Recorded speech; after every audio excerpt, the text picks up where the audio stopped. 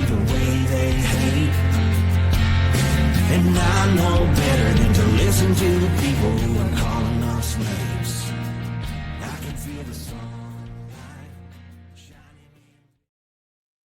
Well, good morning. Welcome to episode 844 of the Lost Project Morning Show, where the coffee's strong, the opinions are stronger, and everything is always filter-free.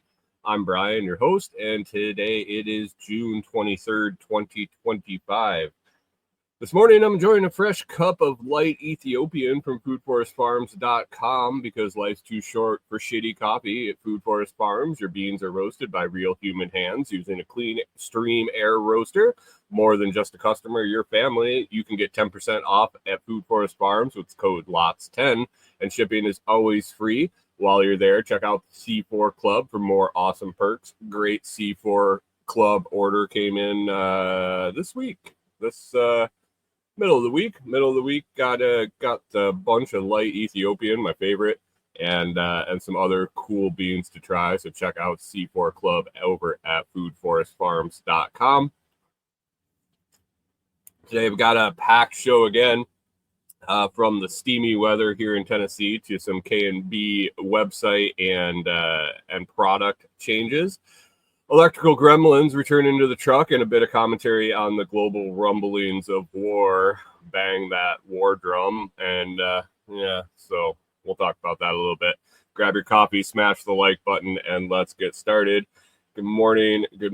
How we doing, Mike Homestead? How we doing over there? How you liking the weather here in Tennessee? It's it is what it is. It is what it was last summer, and it's just the transition this year was a little abrupt from rainy season to now this, and I guess rainy season isn't over. I'll talk about that just a bit. And Jim, how we doing? Are you down in Florida now, or are you up in New York? Both have had some interesting weather.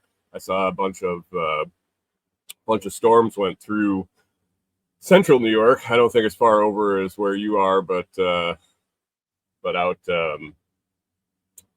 in western New York a little bit, I think. So, still in Florida. Is it hot and steamy down there at the moment? But anyway, let's get to that weather. It's been pretty sticky here lately in the last week, I guess. It's been about the last week. It rained. I talked about that last week on the show, and it just constantly raining. It's massive amounts of rain. It wasn't just like a few showers here and there. It was we were getting multiple inch downpours at different points, and day after day after day. At one point, it washed out our new driveway out at the property, and it's made things difficult to get accomplished. A, because it's been so wet, and B, because when the rain stops, the sun comes out, and it just, everything grows like crazy. I think I spent the majority of the time this season so far weed eating out at Delinquent's Gully, just trying to keep up with the growth on the trails and the cleared areas and things that we want to keep cleared just from overgrowing. Our site was about chest high before I got to that. Got up there to get that cleared a little bit. One good thing about that is we got to see how the pad prep, I guess you'd call it, the site prep for where we're going to be putting our roof structure. Gentleman that did our driveway cleared a nice patch and leveled it out, pulled it off the topsoil and took laser level and got everything leveled for the area that we want to put the roof structure on. And so I went out after a couple of big rains, and it's solid. One little corner was a little wet, had a little bit of mud on the top, but the rest of it, even though it is bare ground and just soil, exposed soil, it was really solid. So I was excited about that. Yeah, we'll see. We'll have to put a little drainage around the one side. I think if you recall back when we were trying to figure out the spot we wanted to put the cabin out there, this was kind of one of the few choices we had, and it had a decent slope to the spot. Nothing that we couldn't overcome, and I was trying to figure out actually how much it was over a 40-foot span. So you stand there and you look at it and you're like, well, that looks pretty flat. You got growth on top of it, weeds or grass or whatever. Excuse me. And then B, you got a gradual a gradual slope over 40 feet or so. It can change significantly and not be that drastic to the naked eye. So when he came out and he used his laser level, he shot the level and smoothed it with equipment. It was a decent drop. I would say probably 8 to 10 inches across the whole thing. I got a big ass fly flying around here. He's attracted to the ring light behind the camera, so that'll be fun to deal with here this morning. Been trying to get a hold of him for a couple days now. He's just been a menace in the trailer. But I would say 8 to 10 inches. I think that drop was, maybe more, that he cut at edge. So once we have our posts in and once we have the structure outline set, we're going to come back in and put some drainage around the outside, put a swale around down into a little collection point. But right now it just didn't make sense to do that. And even with that drop and where he cut that in, it still didn't accumulate a lot of water in the rain. So I'm excited about that. But the rain has kind of subsided here, and now it's just like the water is stuck in the air. It's been hot, sticky, humid. Heat indexes in the 110 to 115 range the last few days over the weekend. I feel really bad for the dogs. We try to get them out early and get them for a longer walk, at least in the morning before it gets too warm. But I can only imagine wearing a fur coat out in this weather. It's definitely sticky. It gets hard to breathe. And it really wouldn't be horrible, but we haven't gotten rid of the rain, at least in our particular area. I posted it in the Telegram group the last couple of days, and it's been almost the same time both days. We get these random downpours in the evening now around 4-5 o'clock. We just looked out the window on Saturday and it was absolutely downpouring, and I was like, wait a second, the radar was clear.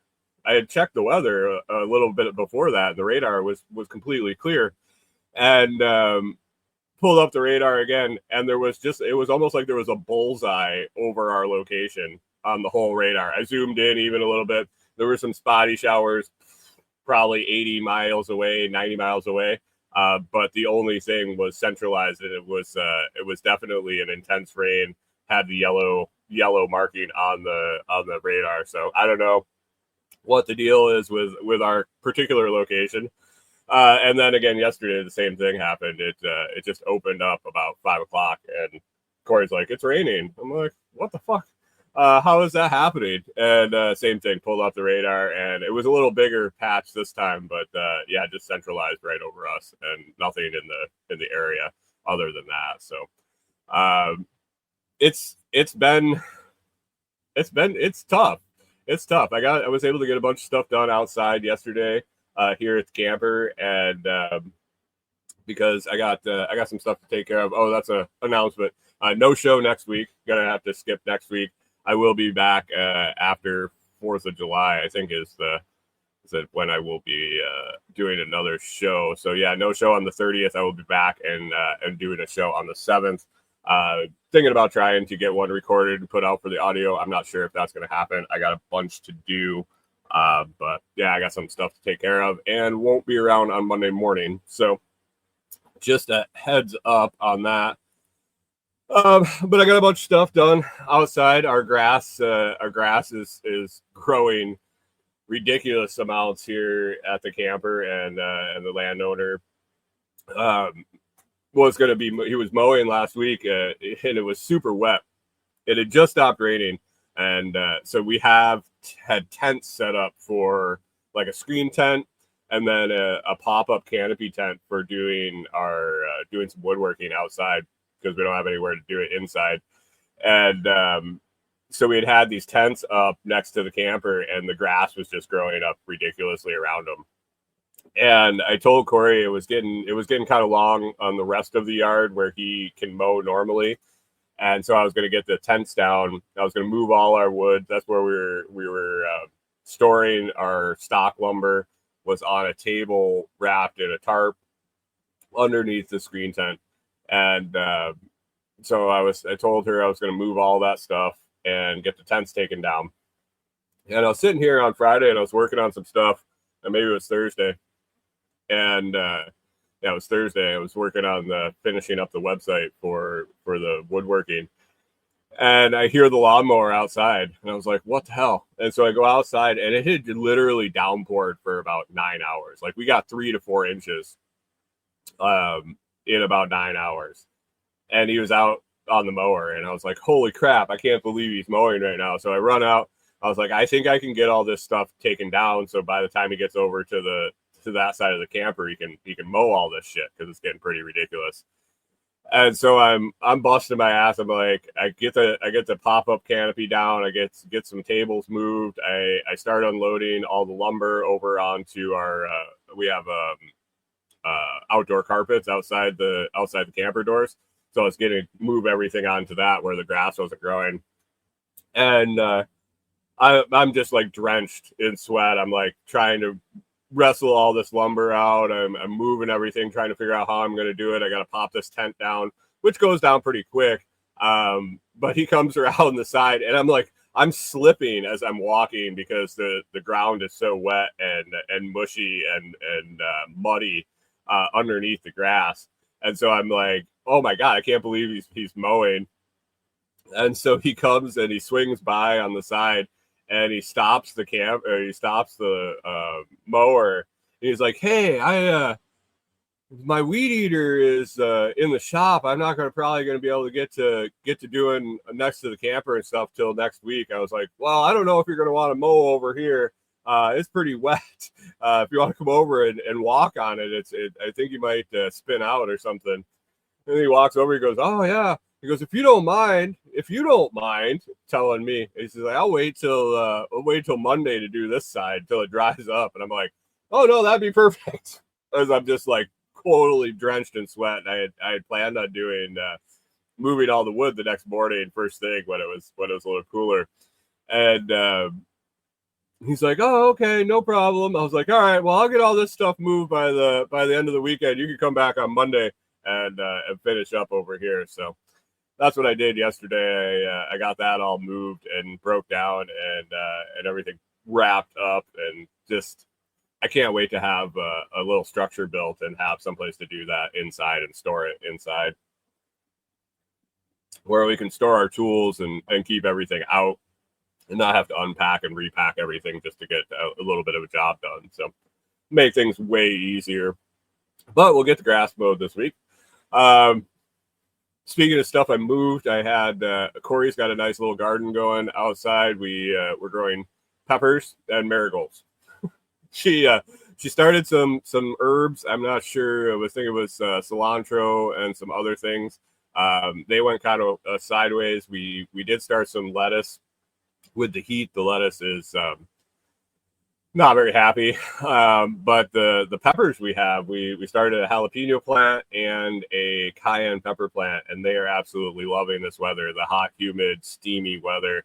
The jalapeno has been producing one huge jalapeno a week.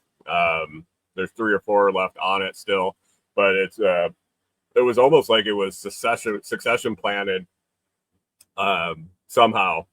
We bought them starts from Lowe's, I believe, but the jalapeno immediately put on fruit, and they started growing, and they were growing like one would grow And then the next one was a little smaller, and the next one was a little smaller, and it's been like once a week we were able to harvest one that was really big, and it's been really good to have those, and they tasted great. We didn't get anything from the cayenne for a long time. It didn't even flower, and then all of a sudden it went crazy and flowers everywhere. And right now we have a couple dozen cayennes on there that are nice, getting nice size. They're still really green, but then flowers just popped everywhere. So I think it's the peppers are really loving this weather, and so we got those in pots and able to move those a little bit. So that's nice to have a little bit of growing something, get that bug back, get that bug scratched a little bit after we did so much of that when we were up in Minnesota. So that is good. But I think the hot weather is here to stay over the next few months. That's just how it rolls here. This was about the time of year that Corey's parents came out last year, and it was just absolutely it was hot. It was over 100 real temp and not real feel while they were out here. So they decided to decline and put their trip off until fall this year. So we'll be excited to see them this coming fall.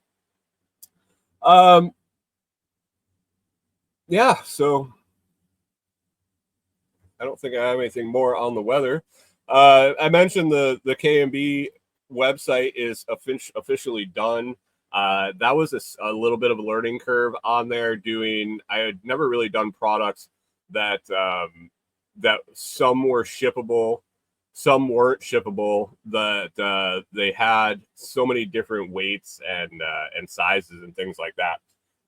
And no local pickup or having local pickup. I'd never done local pickup as far as doing it on a website.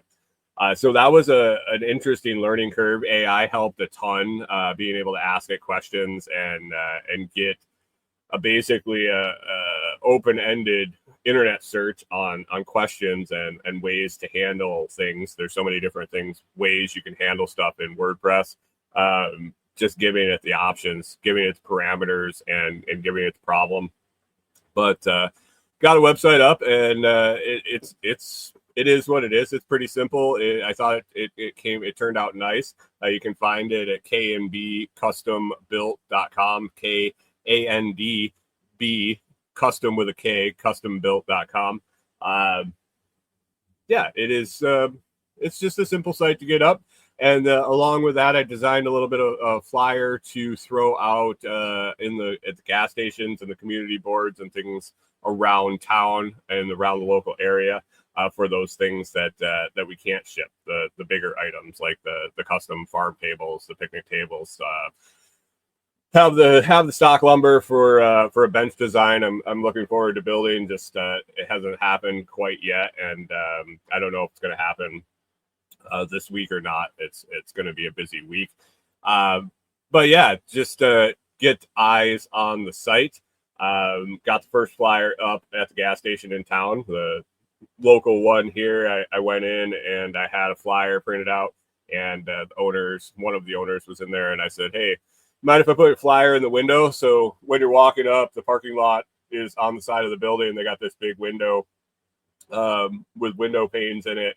And they have all sorts of stuff in the window panes, like local fundraisers and garage sales and things like that, flyers for everything, and in the windows. And I said, hey, mind if I put my flyer up in your window? She's like, no, you can put it in the door. I was like, wait, what? And so they got a big plate glass door, like most gas stations. And she's like, no, you can put it in the door. You don't need to put it in the panes of the windows. And so I was very appreciative of that, and was able to put that right in at eye level in the door, and maybe get some traffic on that. So that was nice. I have a bunch more flyers printed out that I will hopefully distribute through local places that I go, thinking Tractor Supply and several other places down in Savannah, which is a little bigger town, and then other directions out north and local area. Reached out to a couple of farmers markets. One just decided not to write me back. Another one is full until fall. So got to wait till fall on that one, and just still looking into some craft fairs and craft markets to go out and sell some stuff in person. So we'll see. There is a bunch of, I don't know if there one or two, I shouldn't say a bunch. Well, I think it's one or two, they're like flea markets in a town near us. And I don't know if it's the right traffic for what we're selling, but I've looked into that a little bit. I think one is free to set up, so that's always been an option. And there are some other products that we're thinking about taking down there and just setting up on one of the tables. And then there is paid tables across the street. So I don't know if you've ever been to Crump, Tennessee, but it's right along the Tennessee River, and it's an interesting place. I've yet to go. I've yet to walk through the flea markets. We've gone to lunch across the street from it, but never gone and actually walked through the flea markets. From the road, it looks like it's a lot of possibly plant sales, and then your typical flea market fair. Excuse me. So I don't know. We'll see. Just kind of getting stock built up as we are, and working on logistics and things like that. So along that line, I also did figure out that the way I was making the pips on our dice, I talked about pips last week or the week before, and how we were making yard dice, and I did the research on how the pips are laid out. Got them drilled. We got the first test one drilled, and this is kind of why we do a test product. Wasn't really happy with the results. Basically, I used for some of them I used a Forester bit, and some I used a spade bit. The bit was too large to begin with. I did.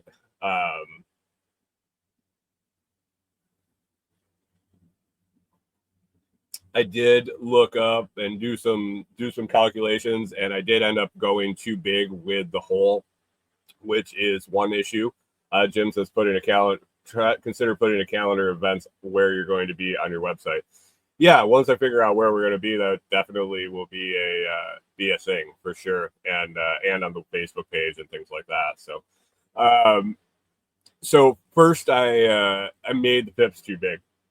Second, I used a Forester bit and a spade bit. We're kind of talking about it in the Telegram group, and Chris Dixon suggested a great idea for grinding off the tip of one of the Forester bits. I don't know if you know what a Forester bit is, but it's a round bit. It's got a point in the middle for centering it and getting it started. And the problem was, and it really wasn't a problem, I didn't mind the hole in the middle of the pip. I didn't mind it. That wasn't one of the issues that was bothering me. After he said it, I was more focused on it. But he said, you could start with the one with the tip, and once you get the hole started, we could use the one that the tip was grounded out, finish that out, and make it a smooth hole. The things that were bothering me were using the hand drill, and so many different so many holes. I wasn't getting consistent depth. You could put tape on the bit. It is what it is. It doesn't hold up. It moves. It slides. And when you're doing something that small, any change is significant. So a change from a quarter to an eighth is a huge difference. But any variation in depth. And then the other problem was keeping the drill square and level to the piece, with the die being small and holding it on the table, and holding the drill with one hand, trying to figure out how to maybe clamp it. It was it wasn't done right. So there was variations of angle. There was so a little tilt on some of them once contacted the wood. So the holes weren't all right. Some of them were a little oblong, some of them a little wonky, some of them the bottom of the depth was angled a little bit. So it was I'm not happy with it. We are going to put them to use. We're not going to throw them out or anything. We have done some testing on painting the pips and things like that, and we have an outlet for them, so that's good. But we kind of put a hold on the dice and also the dominoes we're planning on making until we have a better solution for making the pips. And the solutions we really came up with were either getting a drill press or a laser engraver, and we were kind of going back and forth with which tool would be more multi-purpose, which tool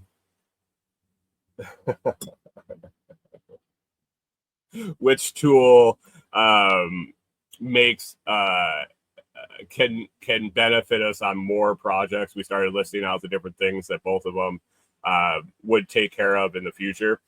Jim says, "Isn't that the part of handmade charm? Any monkey can run a drill press." Yeah, but the quality of the craftsmanship is also something that I'm concerned with, and they didn't look very good. So that was there is a balance there for sure.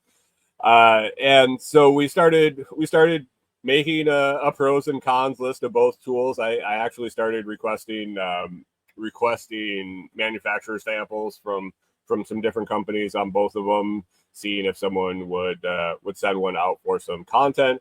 I haven't heard back on any of those, but we have a plan, and we're not buying any more tools until we sell some stuff, unless we need it for something like a cabin build or something like that. So we have some time. And so there's a plan there, but we put a hold on the dice and the dominoes just because it wasn't a satisfactory product in my mind. So we'll get back to that when we have a solution and a better product to sell. Did you guys buy any Bitcoin yesterday? We got down below 100,000. We're sitting right now. Looks like 101,248. So we're up from yesterday. 101,248. We saw 99 yesterday. Did you buy the dip?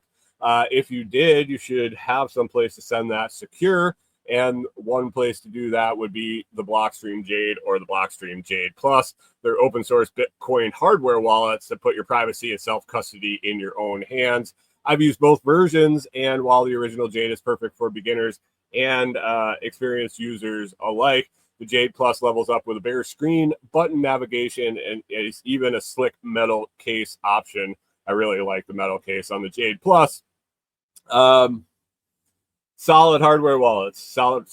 It's something that you can buy, and it will last you through your Bitcoin journey. I don't know what you would have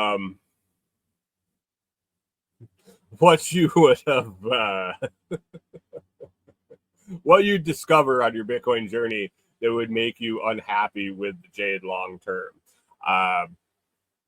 What are you waiting for? Jim says I may or may not have bought the dip, and may or may not have already moved it to my Jade. Like Homestead says, unless you wash and dry it. Oh, geez. How'd that go? I'm guessing that's something you're saying from experience. That's not a random thing that somebody would say. Did it work? Did it hold up? I don't know if they guarantee waterproof washer and dryer proof. If you let it dry out, it might actually work. I don't know. I haven't run mine through the washer or dryer yet. Definitely avoid that if possible. I don't think you need to do any testing on that, but pick up the Blockstream Jade or Jade Plus. Jim says, "Well, you got to clean your Bitcoin and polish it to a nice shine." You can get 10% off with code. The Lots Project, I believe, is the code. The Lots Project, or you can click the link in the video description. Mike says it still works, but the passcode is tough. The numbers roll fast. Oh, it must be on the original Jade with the scroll button. I was very happy when the Jade Plus came out. The price point is a little steeper, but man, the all button operation, getting away from the scroll bar, was definitely something that I preferred once I saw that. So glad it still works for you. Trying to think if I have one. If I still have another sample model. I think I gave them all away at some point. I know I don't have a Jade Plus sample model, and it hasn't opened as Plus yet. Plus is nice. I really like it. I still have the regular Jade here, but I definitely have transitioned to using the Jade Plus more. So, what else do I have on the list here?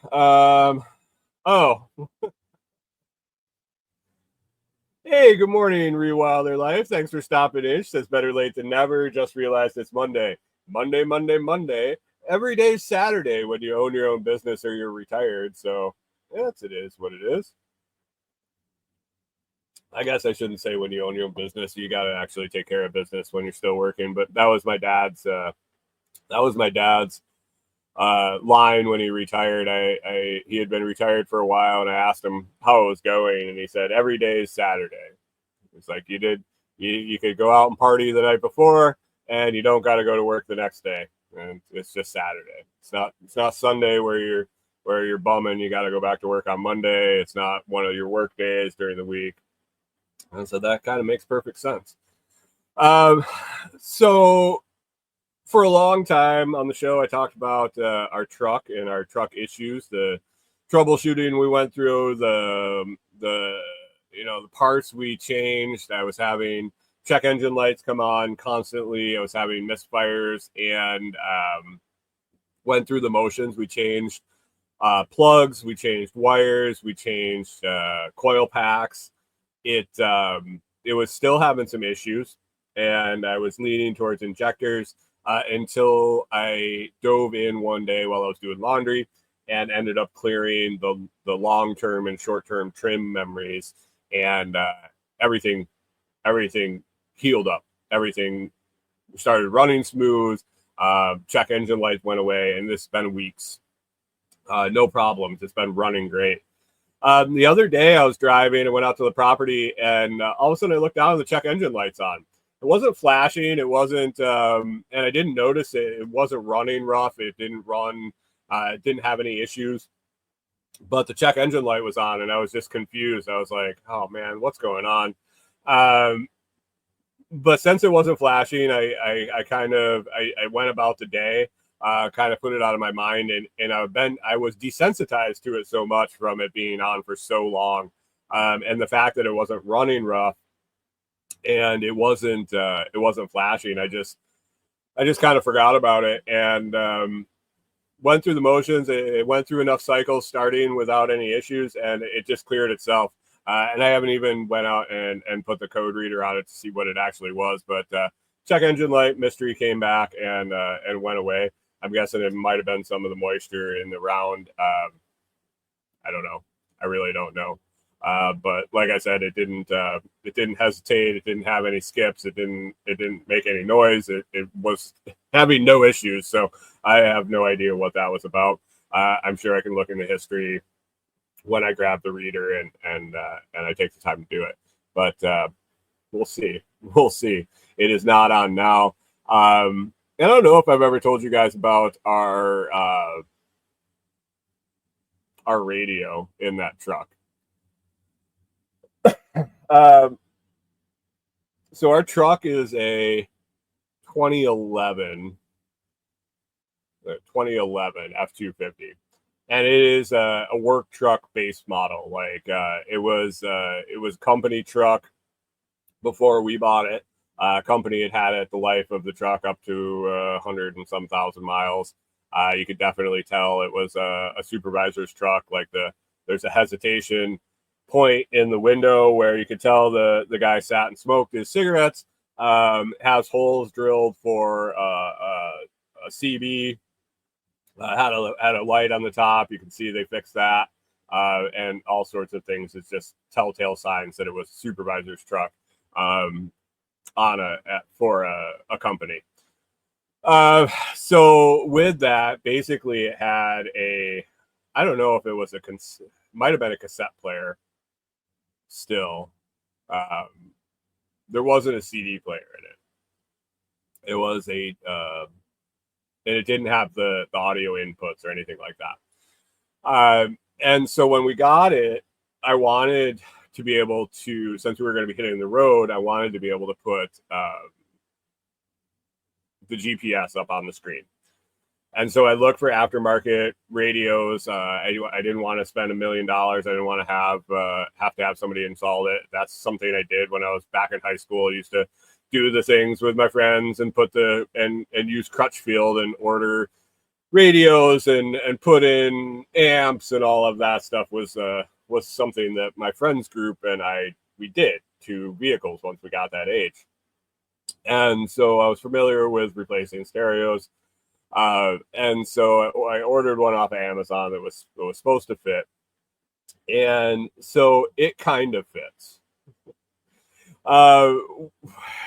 It installs it's in the dash. It sits a little crooked. I wasn't very happy with that. Corey said, I don't give a shit about it. And I was like, all right, well, we'll leave it. I'm not returning it and getting a new one. This one came with a backup camera that got hooked up that it kind of worked for a little bit. And then we actually went ahead and bought an aftermarket camera that had two cameras, one for the back of the camper and one for the back of the truck. So basically I unhooked the one that went to the radio. And so we just had the radio. So it's got a big screen in the dash. When the screen is on, I can see it. Corey can't. The angle and the glare and things like that, she can't see it really well. So she just really doesn't give a shit about the stereo or anything like that. She's not a huge fan of GPS to begin with. And so basically I navigate when she drives. But it worked okay. All of a sudden, probably, I don't know, a year ago, maybe a little more, the radio would randomly just not come on. The buttons light up and the radio, it just never cycles on. And this will happen sporadically. It'll happen 4 or 5 times in a row when you start the truck and drive. And then for 4 or 5 times, it'll just come on and work. And I have no idea why. It's not, from what I can tell, it's not a loose connection, because it doesn't ever go off once it's on, and it doesn't ever come on once it's off, if that makes sense. Like once you start the vehicle, if it comes on, it's on. If it's off, it doesn't come on. It doesn't matter how many bumps you go over or where you drive, how long you drive. It doesn't change if it doesn't start.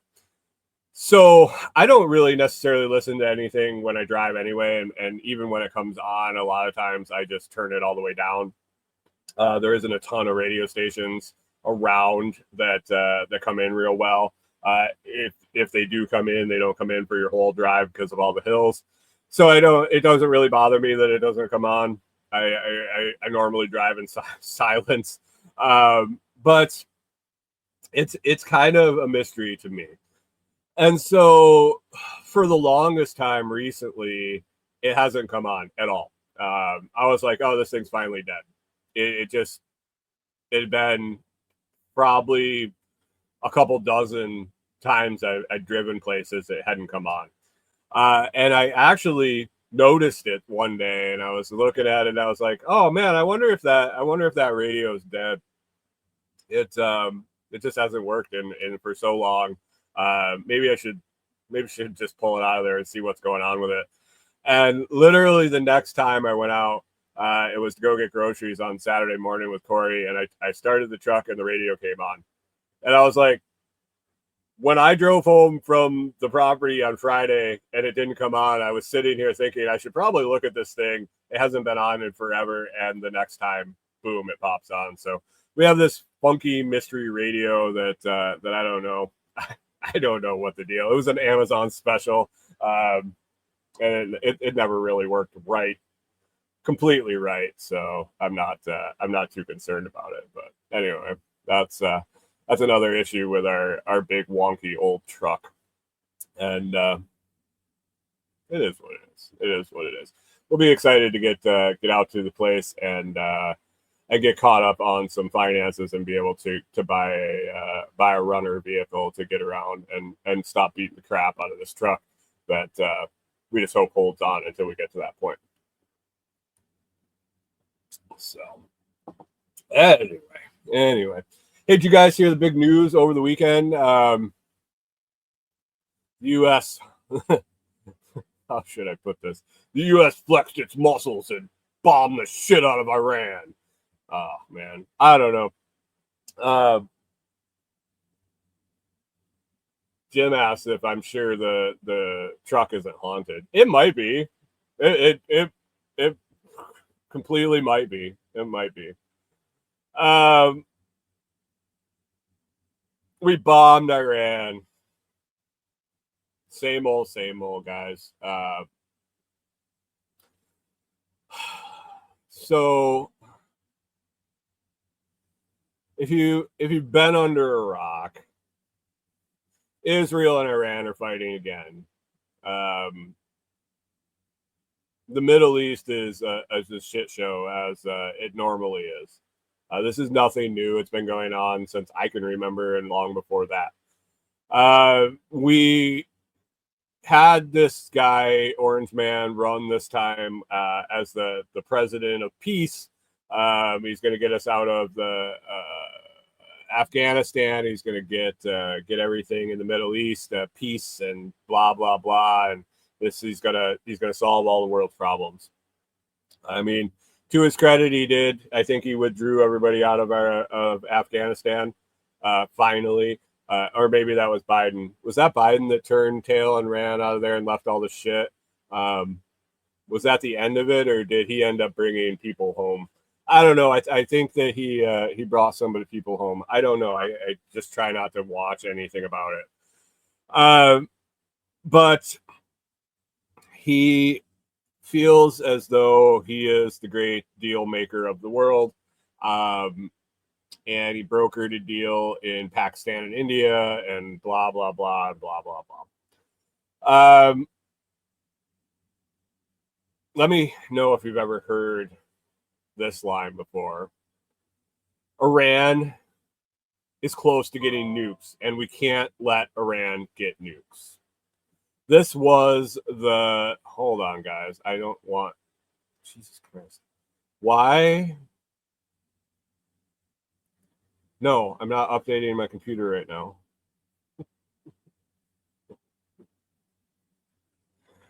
Oh, sorry. Okay. Iran was going to have nukes within days this time.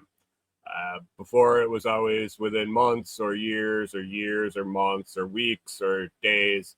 Iran was going to have nukes, and for some reason Iran would launch nukes, knowing that was going to be the end of the world, basically. Like, I don't understand.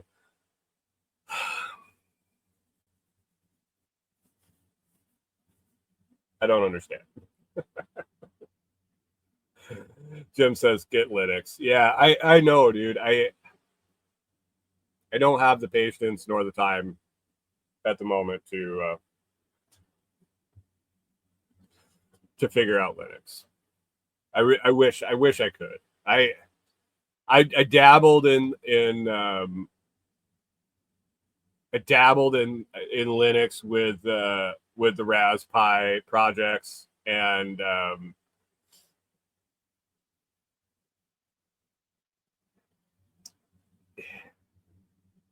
it is what it is.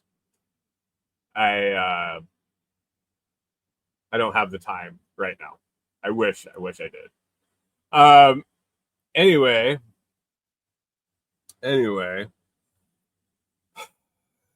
Saturday night, I think it was, we get a big news announcement that the big bad U.S. has bombed Iran's nuclear sites. Bomb the shit out of them. Bomb the shit out of them, guys. And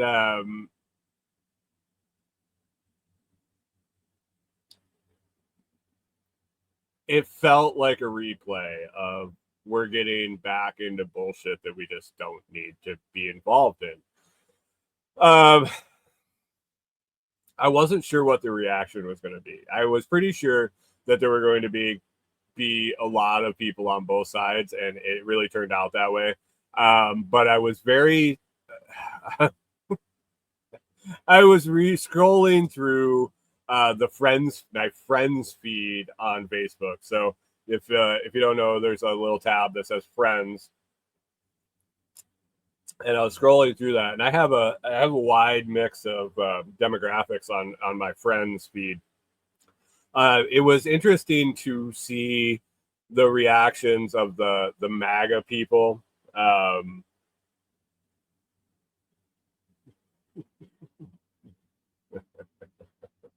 Jim says we just bombed back into a Cold War, or at least cooler. Yeah, the MAGA people were just like, our president is the best, and blah blah blah blah blah blah blah blah blah. And then the lefties were and centrists and anarchists and voluntarists were like, why the fuck are we even doing any of this? Actually, the centrists, voluntarists, anarchists were like, why do we care? And the lefties were like, he didn't have the authorization to do that. We should have voted on it. And I was reading it all going, I don't understand why. As if there were going to be no repercussions. Now, this is my bigger issue with this. If you felt that Iran was a threat, which I don't think, I don't know if they're going to end the world. And really, any nuclear aggression, I think, is I don't see that turning out all that great. Whether it be just your world or the whole world, I think if at this point you launch nukes at someone, it's not going to end well for just you or the whole world. But regardless, they felt that they needed to take out their nuclear facilities. Yesterday, I saw a bunch of posts with the B-52 bombers. It was such propaganda bullshit. Just cheering on the B-52 bombers as they return to the United States, and like, why do our bombers that took out these things in Iran, why are they stationed in Missouri all the time? Wouldn't they deploy from somewhere closer to Iran? I'm not a military strategist or logistics operations person, so I don't know. But I see these posts from Orange Man himself, and then people all across the country seeing the B-52 bombers coming back, and it's the greatest thing, and he's the greatest savior of the world, and whatever. Do you believe that there won't be any repercussions of this? Iran I guess, told him before this happened, and you didn't see it very much publicized in the news until after, or at least I didn't, and that's probably because I try not to consume it too much. But they said if there's any strikes on their nuclear facilities, that there's going to be we're gonna not be happy with the reply, the rebuttal, I guess. And then soon after, there's been talks of sleeper cells in the United States.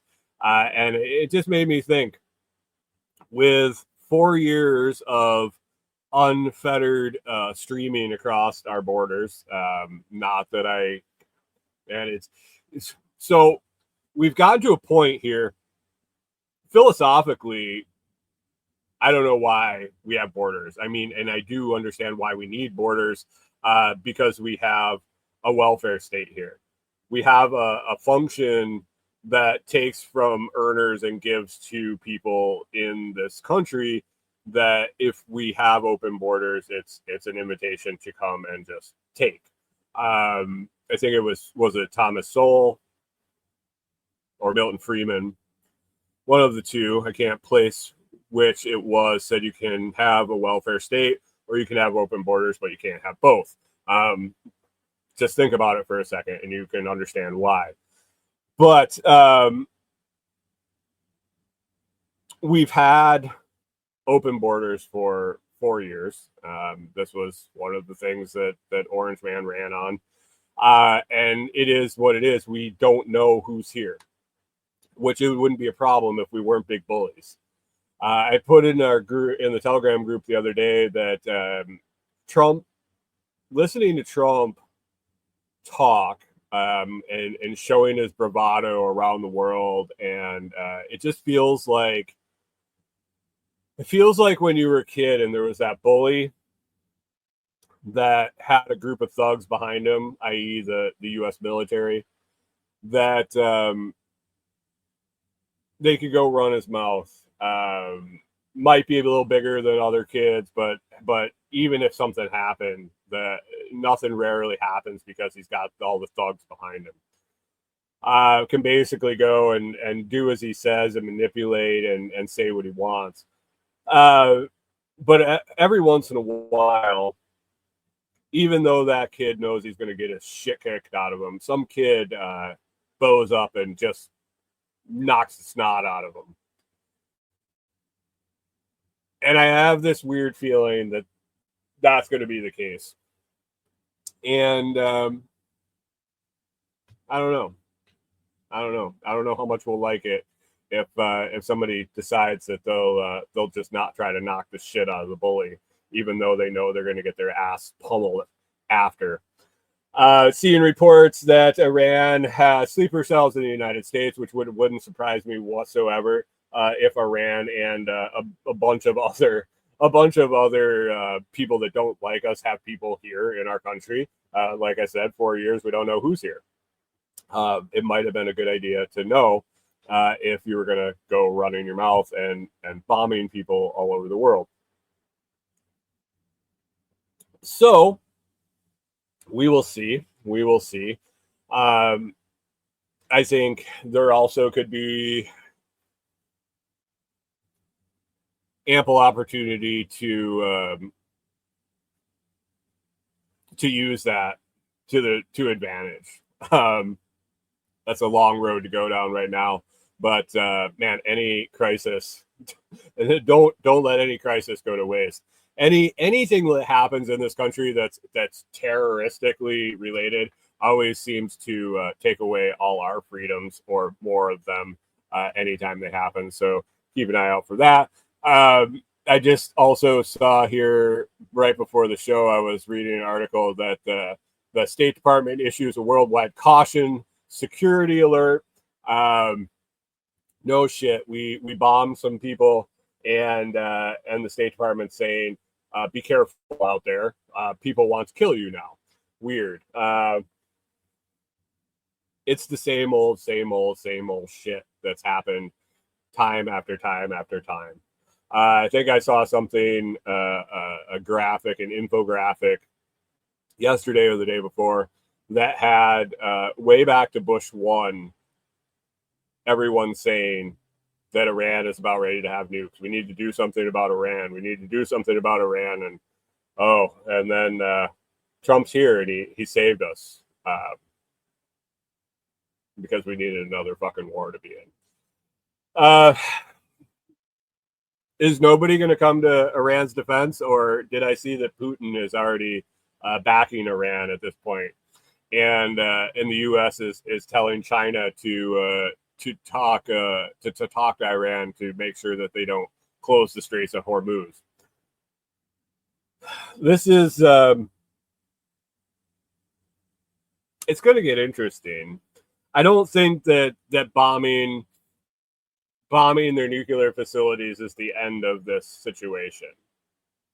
Like all the pro MAGA people, the pro bombing people seem to think it is in my posts.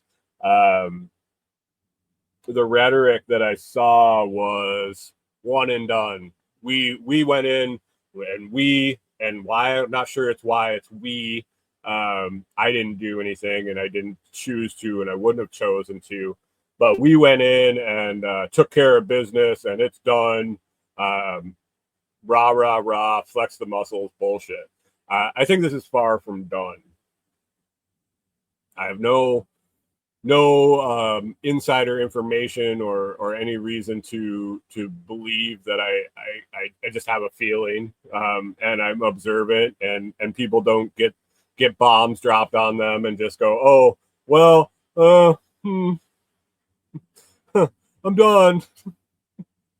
I don't hate you anymore. It's only been thousands of years that we've been in conflict with people all around us. We'll just stop now. This isn't the end of this shit. And I saw regime. I saw the word regime change yesterday. I think it was Rachel over in the Telegram group. I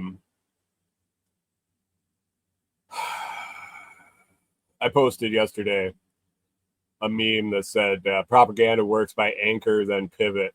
It's only a bomb. Don't cry, you baby. A few bombs, but there was not a regime change. And we've heard this already. We've heard this. It's only a bomb. We just bombed their nuclear facilities. We had to. We couldn't let them get nukes. And it'll be a few more bombs because something will happen. And then we're going to need to have a regime change because they won't deal with us. They won't make a deal. They just won't make a deal. We need to get somebody in there that'll make a deal. These guys are crazy. I'm offering a great deal, and we'll only need to put some boots on the ground there to secure the regime change. I don't know. I've heard this before, but yeah. Rachel said government gaslighting abuse, and said if your spouse did this, ... And for sure, if your spouse did this, if your spouse went down these lines, you could probably have them brought up on abuse charges. But our government does it to us for the last since they were established, I guess. So anyway, keep your eyes open, guys. I think we have things to worry about both externally and internally. I don't know how much we can do about any of it. So take care of yourselves and just live your life.